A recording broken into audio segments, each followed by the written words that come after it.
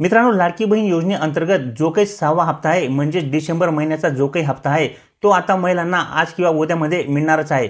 कारण की यासाठी आता शासनाकडून हिवाळी अधिवेशनामध्ये 1400 कोटी रुपयांचा निधी देखील मंजूर करण्यात आलेला आहे। त्यामुळे आता लाडक्या बहिणींना 6व्या हप्त्याची जास्त वेळ वाट पाहावी लागणार नाहीये। आज किंवा उद्यामध्ये लाडक्या बहिणींच्या बँक खात्यावरती 100% 6वा हप्ता हा जमा केला जाणार आहे। त्यासाठी प्रोसेस देखील शासनाकडून सुरू करण्यात आलेली आहे। त्यामुळे आता लाडक्या बहिणींच्या बँक खात्यावरती डिसेंबर महिन्याचा 6वा जो काही हप्ता आहे तो आज किंवा उद्यामध्ये 100% जमा होणारच आहे। परंतु मित्रांनो, यामध्ये काही असे 7 मुद्दे आहेत की ज्यामुळे तुम्हाला 6वा हप्ता तर मिळणारच नाही, पण तुमचा अर्ज देखील या ठिकाणी रिजेक्ट होऊ शकतो। होय मित्रांनो, या ठिकाणी असे काही 7 मुद्दे आहेत की ज्यामुळे तुम्हाला 6वा हप्ता हा मिळणार तर नाहीच आहे, परंतु त्यामुळे तुमचा अर्ज देखील रिजेक्ट होऊ शकतो। अशा प्रकारचे या ठिकाणी 7 मुद्दे देण्यात आलेले आहेत। यामध्ये 7वा जो काही मुद्दा आहे तो मुद्दा असा आहे की ज्यामुळे तुम्ही जरी पात्र असाल, तुम्हाला जरी पैसे अगोदर मिळालेले असतील तरी देखील या ठिकाणी तुम्हाला 6वा हप्ता मिळण्यासाठी खूप मोठी अडचण ही येऊ शकते। तसेच तुमचा अर्ज देखील या ठिकाणी रिजेक्ट हा होऊ शकतो। तर हे 7 मुद्दे कोणते आहेत याबाबतच आज आपण या व्हिडिओमध्ये सविस्तरपणे माहिती जाणून घेणार आहोत। तर चॅनलला नवीन असाल तर चॅनलला सबस्क्राइब करून ठेवा। असेच नवनवीन आणि माहितीपूर्ण व्हिडिओ मी तुमच्यासाठी घेऊन येत असतो। तर चला मित्रांनो, व्हिडिओ सुरू करूया। आणि हे 7 मुद्दे असे कोणते आहेत की ज्यामुळे तुम्हाला 6वा हप्ता हा मिळणार तर नाहीच आहे, परंतु तुमचा अर्ज देखील या ठिकाणी रिजेक्ट होऊ शकतो। तर मित्रांनो, यामध्ये पहिला जो काही मुद्दा आहे तो म्हणजे ज्या महिलांकडे 4 चाकी वाहन असेल त्या महिलांना या ठिकाणी इथून पुढे लाडकी बहीण योजनेचा 6वा हप्ता हा मिळणार नाहीये। यामध्ये ट्रॅक्टर हा अपवाद आहे, म्हणजे ज्या महिलांच्या कुटुंबामध्ये ट्रॅक्टर असेल त्यांना लाभ हा मिळणार आहे। परंतु इतर 4 चाकी वाहन जर तुमच्याकडे असेल तर मात्र या ठिकाणी तुम्हाला 6वा हप्ता मिळणार तर नाहीच आहे, परंतु तुमचा फॉर्म देखील या ठिकाणी रिजेक्ट होऊ शकतो। कारण की अगोदर लाडकी बहीण योजनेमध्ये जेवढ्या पण महिलांनी अर्ज केले होते त्या सर्व महिलांना या ठिकाणी लाभ हा मिळत होता। परंतु आता या ठिकाणी शासनाकडून लाडकी बहीण योजनेमध्ये कडक नियम हे लागू करण्यात आलेले आहेत। मित्रांनो, या ठिकाणी जरी आदित्यताई तटकरे यांनी या योजनेमध्ये कुठल्याही प्रकारचे बदल होणार नाही, तसे या योजनेच्या अटी आणि निकष हे बदलणार नाहीत अशा प्रकारे जरी सांगण्यात आले होते, याबाबत त्यांच्याकडून परिपत्रक देखील काढण्यात आले होते की या ठिकाणी लाडकी बहीण योजनेचे कुठल्याही अटी आणि कुठल्याही शर्ती बदलणार नाहीयेत। परंतु मित्रांनो, या ठिकाणी हे जे काही 7 मुद्दे आहेत हे मात्र या ठिकाणी लागू करण्यात आलेले आहेत।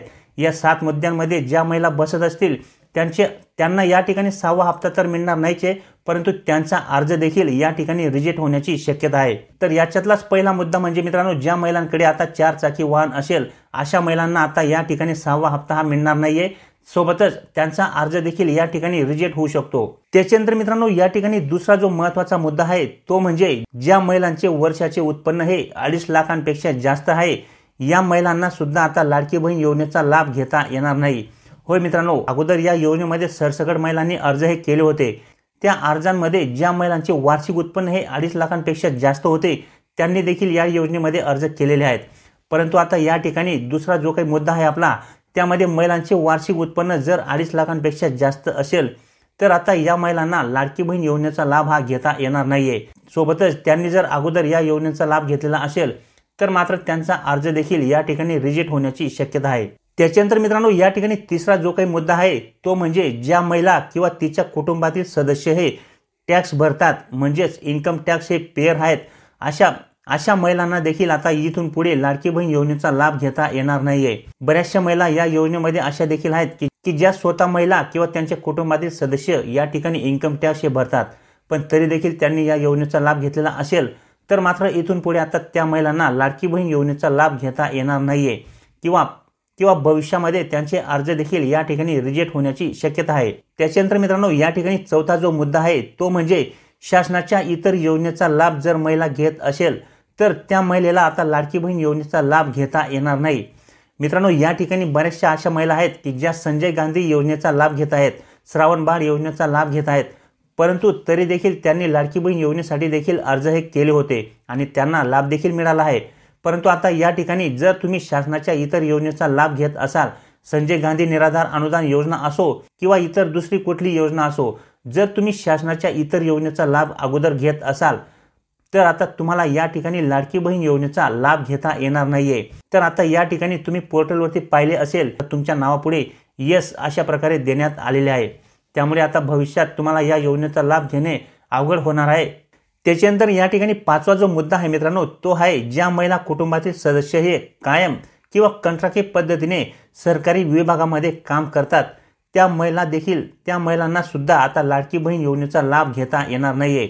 मित्रांनो, ज्या महिलांच्या कुटुंबामध्ये कायम किंवा कंत्राटी पद्धतीने जर तुम्ही सरकारी विभागामध्ये काम करत असाल तर आता त्या कुटुंबातील महिलांना लाडकी बहीण योजनेचा लाभ हा घेता येणार नाहीये। त्यांचा अर्ज देखील भविष्यामध्ये या ठिकाणी रद्द होण्याची शक्यता आहे। त्यामुळे आता अशा महिलांना देखील 6वा हप्ता हा मिळणार नाहीये। त्याच्यानंतर मित्रांनो, 6वा जो मुद्दा आहे तो म्हणजे ज्या महिलांच्या कुटुंबात माजी आमदार किंवा खासदार आहेत अशा महिलांना सुद्धा या योजनेचा लाभ घेता येणार नाही। होय मित्रांनो, ज्या महिलांच्या कुटुंबामध्ये कोणी आमदार असतील किंवा खासदार असतील आणि अशा महिलांनी देखील जर या योजनेसाठी अर्ज केले असतील तर मात्र आता तुम्हाला इथून पुढे लाडकी बहीण योजनेचा लाभ हा घेता येणार नाहीये आणि भविष्यात तुमचा देखील अर्ज या ठिकाणी रद्द होण्याची शक्यता आहे। त्याच्यानंतर मित्रांनो, शेवटचा आणि सगळ्यात महत्त्वाचा मुद्दा म्हणजे 7वा मुद्दा, ज्या महिलांनी अजून त्यांच्या रेशन कार्डची केवायसी केली नसेल त्यांना देखील आता लाभ घेण्यासाठी पुढे अडचणही येऊ शकते। होय मित्रांनो, आता तुम्ही या ठिकाणी म्हणाल की रेशन कार्डची केवायसीचा या ठिकाणी काय संबंध आहे, तर मित्रांनो या ठिकाणी पिवळे आणि केशरी रेशन कार्ड जे काही आहे ते आपण या योजनेचा लाभ घेण्यासाठी म्हणजेच या योजनेमध्ये ज्यावेळेस आपण अर्ज केलेस त्यावेळेस पिवळे किंवा केशरी रेशन कार्ड हे आपण या ठिकाणी उत्पन्नाचा प्रूफ म्हणून उत्पन्नाचा प्रूफच्या ऐवजी रेशन कार्ड हे देत होतो आणि यामध्ये रेशन कार्ड मध्ये ज्या महिलेला या ठिकाणी लाभ घ्यायचा असेल त्या महिलेचे नाव असणे हे आवश्यक होते किंवा जर समजा त्या महिलेचे नाव रेशन कार्ड मध्ये नसेल परंतु त्या रेशन कार्ड मध्ये तिच्या पतीचे नाव असणे हे आवश्यक होते आणि त्यासाठी आपण या ठिकाणी रेशन कार्ड उत्पन्नाचा दाखलाच्या ऐवजी रेशन कार्ड या ठिकाणी सबमिट करत होतो। परंतु मित्रांनो, या योजनेमध्ये बरेचसे डुप्लिकेट कागदपत्रे सबमिट करून बऱ्याचशा महिलांनी अर्ज हे केलेले आहेत। त्यामुळे आता या ठिकाणी हा नियम लावण्यात आलेला आहे की तुम्हाला आता या ठिकाणी रेशन कार्डची केवायसी ही करावी लागणार आहे। कारण की रेशन कार्डची केवायसी केल्यानंतर रेशन कार्ड मध्ये जेवढ्या पण महिलांची नावे असतील त्या सर्व या ठिकाणी ऑनलाईन सरकारला दिसणार आहेत। त्यामुळे या ठिकाणी तुमच्या जवळच्या रेशन दुकानावरती जाऊन तुम्हाला तुमच्या रेशन कार्डची केवायसी करून घेणे हे आवश्यक असणार आहे। म्हणजेच रेशन कार्डवरती जेवढ्या पण व्यक्तींची नावे असतील तेवढ्या सर्व व्यक्तींना त्या रेशन दुकानावरती तुम्हाला केवायसी करून घेणे हे आवश्यक असणार आहे। अन्यथा या ठिकाणी जर तुम्ही या योजनेसाठी पात्र असाल तरी देखील मात्र तुम्हाला या ठिकाणी 6वा हप्ता घेण्यासाठी अडचण ही येऊ शकते। तर या 7 मुद्द्यांव्यतिरिक्त ज्या महिला या योजनेसाठी पात्र असतील अशा महिलांना आता या ठिकाणी लवकरच लाडकी बहीण योजनेच्या 6व्या हप्त्याचे पैसे हे मिळणार आहेत आणि त्यांना या योजनेचा 6वा हप्ता घेण्यासाठी तसेच या योजनेचे पुढचे हप्ते घेण्यासाठी कुठल्याही प्रकारे अडचण ही येणार नाहीये। त्यामुळे आता लाडकी बहीण योजनेच्या 6व्या हप्त्याची वाट पाहणाऱ्या महिलांना या ठिकाणी लवकरच 6व्या हप्त्याचे पैसे हे त्यांच्या बँक खात्यावरती डीबीटी प्रणालीद्वारे जमा केले जाणार आहेत। तर माहिती तुम्हाला आवडली असेल मित्रांनो तर लाईक नक्की करा। चॅनलवर नवीन असाल तर चॅनलला सबस्क्राईब करून ठेवा। तर भेटूया मित्रांनो पुढच्या व्हिडिओमध्ये, तोपर्यंत नमस्कार।